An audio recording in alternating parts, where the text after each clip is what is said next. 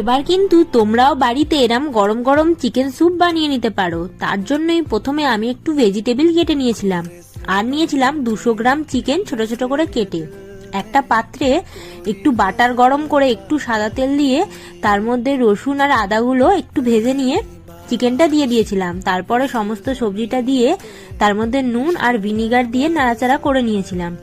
একটু ভাজা ভাজা হয়ে গেলেই ওর মধ্যে গোলমরিচ গুঁড়ো দিয়ে 2 মগ জল দিয়েছিলাম।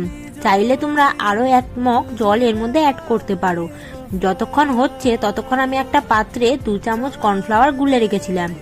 যখন সমস্তটা হয়ে যাবে, মানে চিকেন আর সবজিগুলো সিদ্ধ হয়ে যাবে, ধরো 10-15 মিনিট কি 20 মিনিট লাগে, তারপরে একটা ডিম ভেঙে ওপর থেকে দিয়ে দিয়েছিলাম আর দিয়েছিলাম কর্নফ্লাওয়ার। ফুটে উঠলেই কিন্তু রেডি। তারপরে একটু বিট নুন, গোলমরিচের গুঁড়ো আর একটু লেবুর রস দিয়ে পরিবেশন করলেই হয়ে যাবে। শীতকালে কিন্তু সন্ধ্যাবেলা এটা দারুণ লাগে।